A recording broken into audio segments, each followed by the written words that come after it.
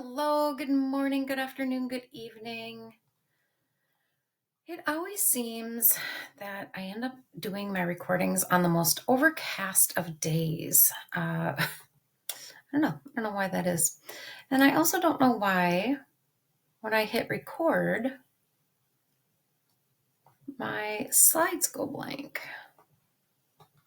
This slide had something on it earlier.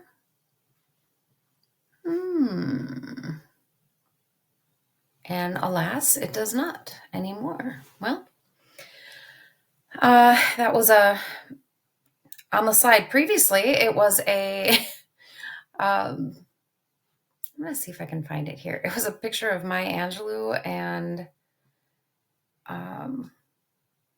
just like a title slide that said bump to bump. Let's see if I open it again and if it'll show up. Nope.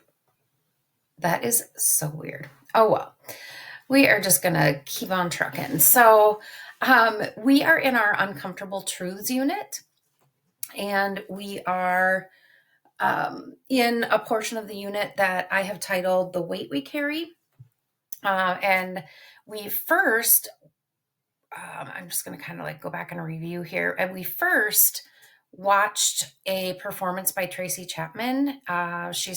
In which she's performing the song Talking About a Revolution.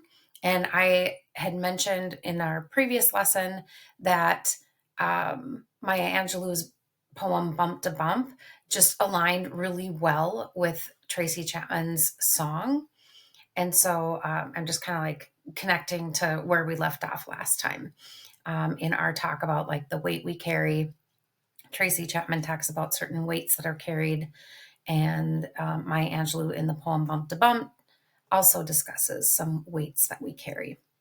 So some things that I just want you to keep in mind. We're not going to answer this at the moment, but some things that I just want us to keep in mind as we're going through this lesson is what kind of hypotheses can we form about why it is that we tend to avoid uncomfortable truths. And in this case, in terms of when we see others being pushed aside or mistreated or not given certain opportunities in our society. Why is it that we tend to avoid these uncomfortable truths? I mean, I have my own kind of, thoughts about that, but I really want my students to be kind of forming these mental hypotheses. Also, how does the poem challenge the uncomfortable truth that ignorance, silence, invisibility, those are things that are often expected or imposed as a response to inequities in our society, especially for those who are marginalized. So in the song that we just recently analyzed, we found that, the poor are silenced in some ways, right? At least metaphorically silenced or ignored. It's easier to ignore the fact that poverty exists. It's an uncomfortable truth. It's an icky thing when we encounter that. We don't even like to, deal with it head on when we're experiencing it ourselves, when we are in a situation of scarcity, but especially when we see others suffering from poverty, it's something that a lot of times we just want to ignore. And poverty, people of poverty are often marginalized in most societies, but in the United States for sure. And then I want us to be thinking about how Maya Angelou, the poet, uses the playful tone of the repeated refrain in the poem. There's a repeated refrain that says bump to bump. And I want to think about how she uses that to reflect both a personal and an uncomfortable truth about the experience of marginalized people. And in her case, as an African-American woman who's also had other oppression in her life too. She also has dealt with scarcity. She also has dealt with sexual assault and some generational traumas. So I want us to be thinking about why it is she might use this playful tone in such a sometimes dark poem, right? Or dark subject matter.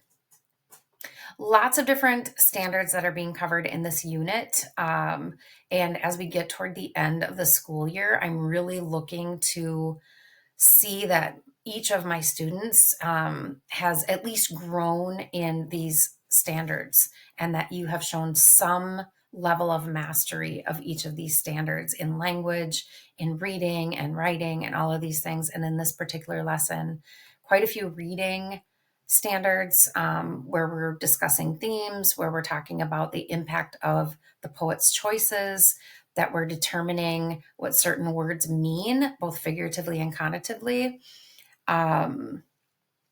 How does using certain words or phrases shape the meaning of the poem or the tone of the poem? And then how we're analyzing an author's choices, and in this case, a poet's choices. How does their choice in poetry and the way the way the poem is situated on the page, the way the lines are written, all kinds of things that we'll talk about. How does that contribute to meaning? And then also about, these particular views and cultural experiences that our poets and authors have. So this is also a review from when we looked at the Tracy Chapman poem. Like Tracy Chapman, Maya Angelou gives voice to those who carry generations of struggle, not always loudly, but always powerfully. In Bump to Bump, poet Maya Angelou uses rhythm and repetition to show us that long before revolutions are televised, they are lived, they are felt, they are inherited. And both artists, Tracy Chapman and Maya Angelou, are talking about movements. So some people kind of misunderstood what Ms. Chapman meant by revolution, and I think they took it very literally, as in like wartime, which I guess, if you really dig for meaning, yeah, it's sort of a war. But some students took that far too literally, and that it was almost like the Civil War or the French Revolution or something. And it's more of a social revolution, right? Like standing up against injustices, like huge social inequities and things like that. All right, so let's look at how Maya Angelou crafts this particular message in her poem, Bump to Bump. And then I want you to be thinking about like the rhythm of it too. So I'm going to read the poem, and I'll probably be reading it a few times. This is my first time through, and then we will look at some discussions. So I know I'm probably not going to do justice to this poem. I wish that I could have found a recording from Maya Angelou reading her own poem, but I could not find her reading this particular poem. So here we go. You get Miss Carlson reading it. Bump to Bump by Maya Angelou. Play me a game like blind man's dance and bind my eyes with ignorance. Bump to bump, bump to bump. Tell my life with a liquor sign or a cooking spoon from the 5 and dime and a junkie reel in 2/4 time. Bump to bump, bump to bump. Call me a name from an ugly south like liver lips and satchel mouth. Bump to bump, bump to bump. I'll play possum and close my eyes to your greater sins and my lesser lies. That way I share my nation's prize. Bump to bump, bump to bump. I may be last in the welfare line, below the rim where the sun don't shine, but getting up stays on my mind. Bump to bump, bump to bump. All right, there's first time through. And at some point, I'll give you a link to me reading that poem too, so that you can hear it read aloud on your own. All right, so we're going to discuss, before we get into analyzing the poem, there are a few things that we need to understand about how to analyze, how to discuss, how to write about poetry. And I'm not going to get super in depth about this, but there are some things that I need you to be aware of before we move on to analyzing a poem. And the very first thing, and I think it's very, very critical, is that we spend time with a poem. You probably aren't going to like this step. A lot of my students are resistant to rereading, but it's really a critical step in analyzing poetry or understanding poetry is spending some time with it. Even if you would read it aloud, hopefully no one's around listening to you that's going to scoff at you or anything. But it's important to hear a poem read aloud, and especially from your own mouth, because our brain and our skull has like a cavity, and I don't know, there's just something about reading poetry aloud to ourselves that is very powerful. And I realize that some of you aren't fans of poetry, so I appreciate you kind of sticking with me here as we read this poem. It's pretty brief, so at least, it's not an epically long poem or anything. So I appreciate you sticking with me. And there are some lifelong skills that come from analyzing literature. So you may not see the benefits of it right now, but it actually is really good brain work. So again, thank you. All right, so some things to note. When we speak about the writer of a piece of poetry, we refer to that writer as a poet. We don't refer to them as an author. Sometimes I slip up and accidentally say author. I don't expect perfection, but typically we lose some credibility if we call the writer of a piece of poetry an author. We want to say they are the poet. Also, we don't want to just assume that the poet is the speaker of the poem. Sometimes they are, but not always. And we'll talk about that in a little bit more later. Also, when we speak about sections of a poem, we want to make sure that we're calling them lines and stanzas and not sentences and paragraphs. So no, author, no, sentence, no, paragraph. It's a poet, it's the line, and it's the stanza. And again, this just helps us with credibility when we're discussing poetry. So some things we want to avoid when we're speaking or writing about poetry is we want to avoid phrases like, hey, this poem's about love, or this poem's about life. We want to offer up something about the poem that is going to make people like lean in and listen to what we have to say. It's really not it's not in depth enough to say, oh, this poem is about that, and give it like a one word summary. It doesn't do the poem any justice. As an educated reader, especially by the time you're a senior in high school, this should be really obvious in your conversations that you're educated and that you don't just assign poems a one-word summary. You have lived through some joyous times at this point. You've lived through some trying times, and you need to keep that in mind when you are having conversations about literature. So use your own experiences as a way to gain insights into a poem that you're reading, or a story you're reading, or a song you're listening to. Try to apply and see if you can use your experiences to gain more insights about those things so that you can talk about it. And one thing we really need to understand is, who is the poet? When we're reading a poet's work, we need to know a little something about them so that we can read it in some context. So I'm going to skip over this like big long list for now and just say, who is the speaker? So in the poem that we're about to, or that I just read, Bump to Bump, we have to remember that the poet is not always the speaker, and the speaker is not always the poet. So the person who contextually is saying these lines, play me a game like blind man's dance and bind my eyes with ignorance, tell my life with a liquor sign or a cooking spoon from the five and dime. Who's the speaker of this poem? I know Maya Angelou wrote the poem. Who does she think is speaking?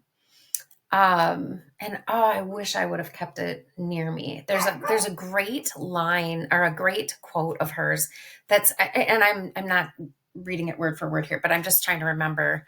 It's something about, I am just the voice of one, but I stand for many, or something along those lines. And I always keep that in mind when I think about who the speaker of this poem is. Yes, it's the poet in this case, but it's also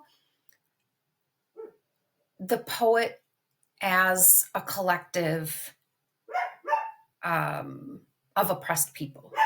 Okay. So kind of keep that in mind, that she's kind of speaking for a group, right? A large group of oppressed people. All right. Let's see. So another thing about spending time with the poem is that you want to read the poem aloud several times or listen to me read it aloud several times. So listen to it, read it out loud to yourself, but you definitely want to do that more than once. I would say 3 would be the bare minimum. And I'm sorry about my dog barking. He always seems to do that when I'm recording. All right. So I wanted to mention about reading the poem several times, and then we discussed who the poet is and who the speaker is. We haven't looked much yet at the structure, so we'll want to do that. How many stanzas are there? How many lines are there? That all matters, right? What's the poem's meter? And that just means like the rhythm of the poem. So we'll kind of look at that. What are some recurring ideas? What are some recurring images? What is the rhyme scheme? Is there a rhyme scheme? Not every poem has a rhyme scheme. Is there any alliteration or assonance in the poem? That's when those repeated first sounds come out, like the beginning of each word, and sometimes within the word too. And then we want to know anything about the poem that might be producing an effect in us as the reader, or might affect others who are reading the poem. If we don't think it's really bringing out much in us, could we at least see that it would affect some feeling and emotion in someone else? All right.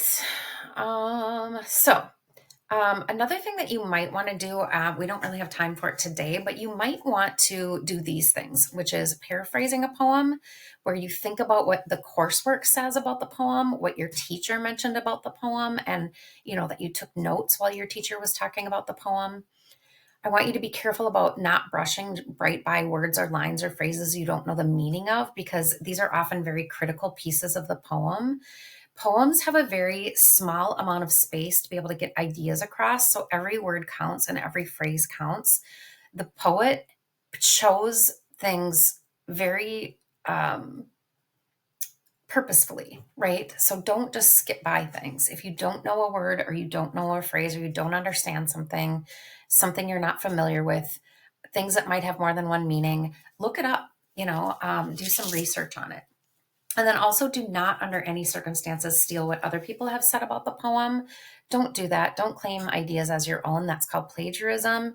It's okay to listen to what others say, and it's okay to gain insights from other people, but don't copy their work. It's a betrayal. It's offensive. It's for me, especially as your teacher, it just, I don't know. It's not good. Just don't do it. It's an insult, really. Okay, so let's take a look at the poem. And I said we were going to look at the structure, and I'm only going to go about 2 or 3 more minutes here, hopefully. So we probably won't get into the analyzing per se of like the meaning of the poem.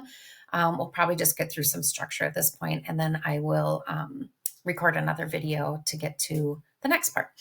So if we notice, there are 1, 2, 3, 4, 5 stanzas. Right. So I'm just going to, make some notes in the margins or whatever. So I'm going to put it in a different color so I can kind of offset it.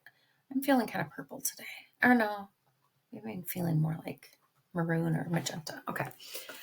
5 stanzas. And maybe I'll put this in bold and bullet points. How many lines? Okay, now this is interesting.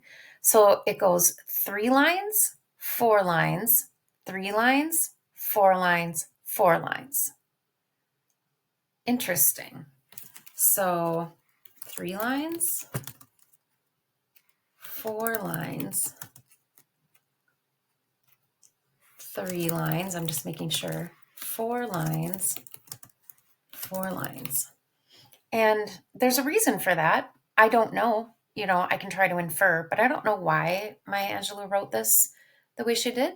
But I'm making note of it. I'm as a reader of the poem, and as we analyze it, I'm wanting to find out all about the poem.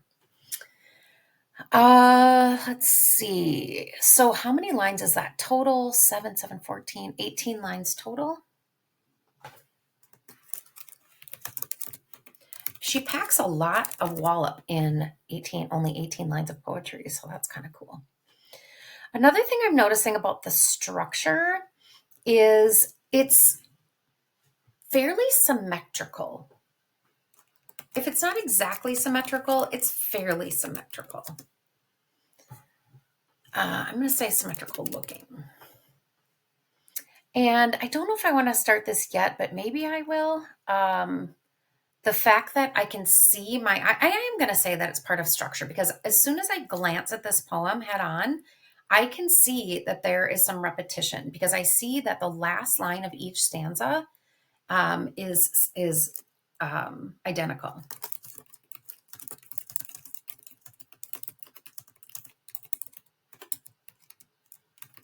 Identical, yeah. A repeated phrase. All right, and I don't know. I don't know if there's a lot more to look at as far as this goes before we start getting into the analysis of the poem. So this will be a good place for us to leave off right now, and I'm going to give you a password for the quiz.